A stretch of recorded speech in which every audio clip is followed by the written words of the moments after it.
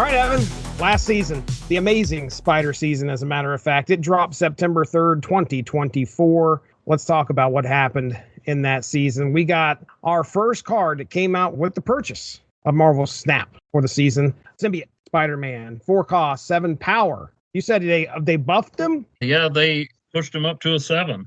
Okay, all right. They didn't think people were using him as much. And Wow. I'm like, I see him all the time. I've seen him quite a bit. He's got to activate one of the first cards to use the ability, which is you press the card and you merge your lowest card with the Symbiote Spider-Man. And then copy its text like it just revealed.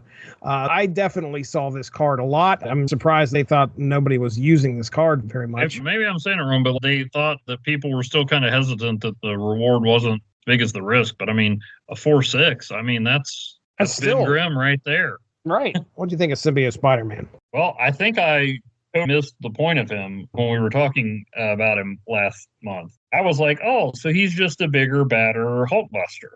No. He's a Hulkbuster with the power of Odin or the Absorbing Man. Right. The real value is triggering that on reveal ability again. One of the first oh crap moments was the first time somebody activated him on Galactus. Yeah. You best believe I did that a lot last season, or at least tried to. Black Panther is another great one. I put on here just the other day, I managed to, I had a deck I called Maximum Clonage and managed to, I played Hulkbuster on Nico, I think so, and then played the Symbiote on both of them. It was where Nico doubled the power of the next card. Somehow I got a 38-point card. One lane with Nico, Hulkbuster, and Symbiote. Now, how do I recreate that math? Did you see the Reddit post of the one guy who played a Symbiote Spider-Man? Then he played Galactus. This was like on the left-hand side. And then he laid down Grandmaster, moved him over to the middle where he was winning, and then killed everybody at that point. Oh, wow. There was a lot you could do with that card. It definitely hit the mark. It was definitely an impact player in my opinions. All right, next up is Silver Sable. 1 cost, 1 power on reveal. Steal 2 power from the top card of your opponent's deck. I definitely went for this one. I was like, oh, I have plans with this. I'm going to use Wong. I'm going to use Mystique and just destroy somebody's card if I can. It was fun to use, but I used it like probably, I don't know, maybe for like 2 or 3 days, and I moved on to another deck that was a little bit more successful. How about you?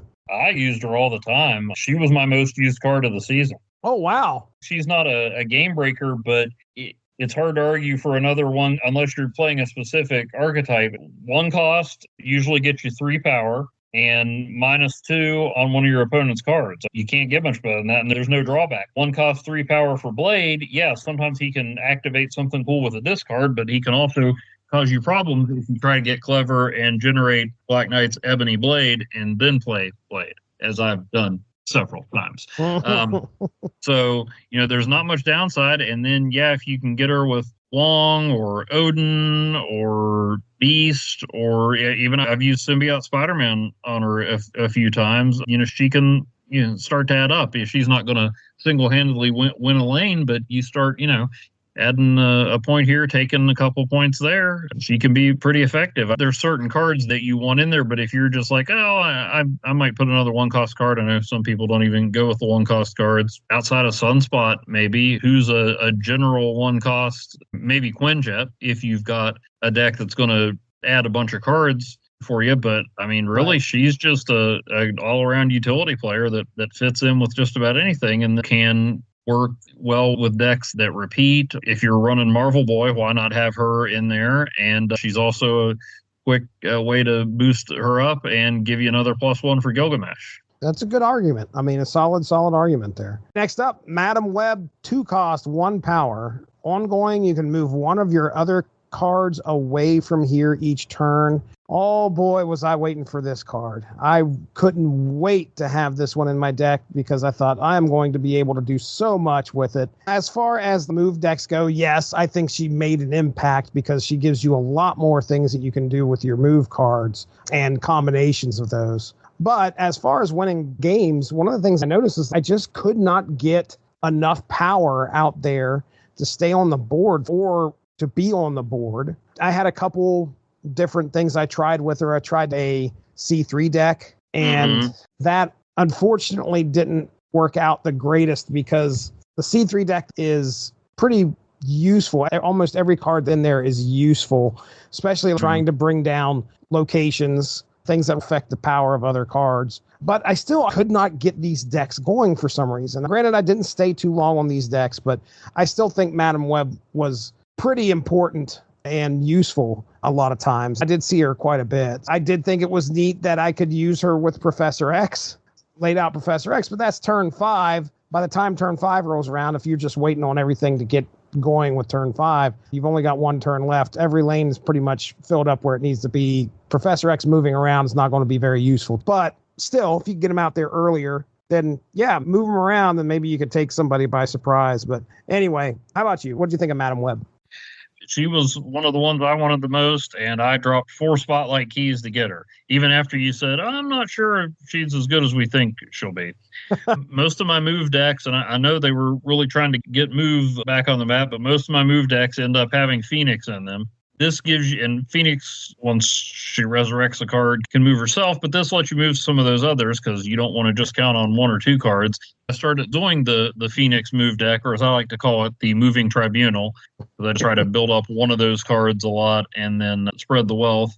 One thing I kept running into was Human Torch getting taken down by Shang-Chi or Killmonger enough to where it was like, again. So I got kind of hesitant to use him. I took him out for a little while, but the one that I put in, Multiple Man, I would always see everybody destroying and then bringing back Multiple Man with Phoenix, and I'm like, why? He can't get above an 8.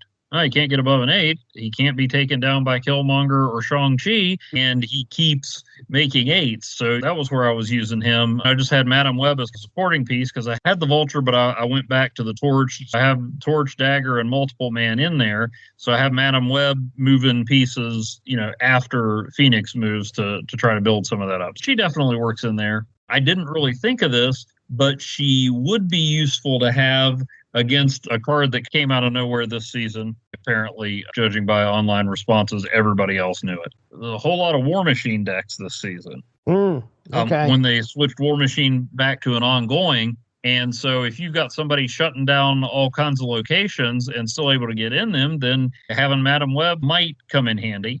True. Very true. She can move anybody, and there's lots of cards that move cards, but I think Madam Web gives you more control over moving your own cards. You know where they're going to go with Ghost Spider or Iron Fist, but you'll have to figure out the order of operations. There have been times where I'm like, need to pull them over with Ghost Spider and then have Hercules throw them. I play Hercules first, then Ghost Spider pulls Hercules or doesn't do anything because I played her on the same one as Hercules. Madam Web's simple. Put her down. Once per turn, she can move someone wherever you want them to move. I think part of the reason that I was excited about Madam Web was just because it reminded me of, even though I was reading the comics since I could read, I met Madam Web on the animated Spider-Man series. Oh, yeah? Yeah, so that's what I always think of, even though she's part of a classic Spider-Man story in the comics where he takes on the Juggernaut, but it kind of reminded me of that. Okay. It definitely was not because of the movie.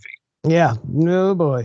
All right, next up is Aranya. 1 cost, 1 power, activate, give the next card you play +2 power and move it to the right. And yes, this card and Human Torch were usually the combo that I've seen. So yeah, anything. It'd be great with any of those movers. Yeah, throwing her out there, throwing them out there, giving them +2 power. I mean, I saw this a fair amount. Oh, granted, it came in later in the season here, so it's not like I'm seeing it too much. But what about you? Yeah, I saw her a few times after I greened all my spotlight keys. I didn't even try for her because I wanted the next card. I thought she'd be good with those. I've seen her a bunch, haven't been beaten down too much by her. But again, it's like Madam Web. It's another way to have more control over where you're moving your cards or to make it simpler. You know where a lot of them go. They're not all random. Again, if you're too quick on it and you get your math mixed up, it can cause a problem. So she gives you a little bit more predictability or makes it a little easier to do what you're trying to do. But after my dogged pursuit of Madam Web, I did not have enough spotlight keys for Aranya, and who could have seen that coming? Precognitive joke there. Actually, I guess I did have a key or two, but I was saving them for the next card. Scarlet Spider, 4 cost, 5 power, activate, add an exact clone of this to another location. What were your thoughts of this card? False advertising because it's not an exact clone. It's different artwork, which is cool, but I mean, really, that's what I was like, that looks cool. That might even be cooler than the original one, but it's not an exact clone. As far as gameplay, it was pretty fun. What I wanted to do from the moment I saw these cards is I want to get Scarlet Spider. Maybe I'll clone him, maybe I won't. Then I'm going to combine him with Symbiote Spider-Man and send a 12-point clone to another location. Can't do it. Oh no. I don't fully understand it. I went on Reddit and somebody said it cancels out the other activate. The way they explained it made sense. It says the text will be as if the card just revealed, which to me means that you can still activate it. I think I even tried it. Like, it's not like I may have tried to activate him twice, but even if you combine him, he just doesn't activate at all. Hulkbuster would work, I would assume then. Yeah, but Hulkbuster becomes the other card. The symbiote takes over. Okay. All right. When you combine it with Hulkbuster, it's still your original card with 3 extra points. When you activate the symbiote, it becomes the Symbiote Spider-Man, but it does have the other card's text, which to me still should let you activate it, but It doesn't, and that's okay. Because I still ended up using them in that maximum clonage deck I was talking about. Just gives you a couple different options. And I mean, once you sent your clone over there, there's nothing wrong with bonding with the symbiote and having 12 power there or more. I threw a few different things in that. It's been working pretty well. I try to get other ways to build Scarlet Spider up as much as I can before I clone him. So you got Nico, Okoye, and Nakia. You can put Hulkbuster on him. He'll still make a clone after he's been Hulkbustered. Phastos, Shuri, Gwenpool, all those. And then as long as I'm boosting everybody up, I bring in Gilgamesh at the end for the coup de grace. I don't have Gilgamesh. He has really been a thorn in my side in some games. He will come in and they'll just be like, boom. Oh, okay. Well, I've lost that lane. I use them together, but like I said, I can't really complain that it doesn't activate because it's pretty darn good as it is. It was just funny. I was like, well, I am putting Symbiote Spider-Man on Scarlet Spider. Have they ever done a thing where Ben Reilly gets the symbiote and all this stuff? And then it's just like, nope, sorry, you can't do that. You can only symbiote Galactus and Black Panther and do all this other stuff. But that one you wanted to do, no, sorry. Not going to happen. Wow. Well, yeah, for my immediate thought was I'm going to make a C5 deck. And that, unfortunately, is not very feasible. It's not something that you can do and win a lot with. And the reason for that, it's not that you can't find the cards and that the cards don't work the greatest together. It's the fact that you don't have things that will somehow change the power or change locations. You know, you can't use Scarlet Witch in there. You can't use Magic. Mm-hmm. Those are all cards that don't have a 5 power. If I remember correctly, I didn't have any problem finding cards, but Monster Metropolis popped out a 10-point monster. Okay, well, that eliminates Cerebro because it's going to absorb all that. I was like, oh, this is going to be great. You know, I could pop that clone out. I'll be good. But, you know, oh, nope, I've got Xandar. Oh, nope, I've got the sewer system. Yeah. It doesn't help you with Monster Island, but maybe putting a Magic or Rhino in there, even though they're not 5 points, just to get rid of those problematic ones. Problem is with Scarlet Witch, you get rid of one, you could come up with something worse. Yeah, Scarlet Witch, that's usually one of the big things I got to worry about with my C3 deck is her creating one. But, you know, that's usually few and far between. Anyway, I used them a couple times trying to do a C5 deck, and I was like, okay, I'll set this one aside. I want to continue to play some other stuff. So I didn't really use them a whole lot just yet. So I might have something useful later on down the road.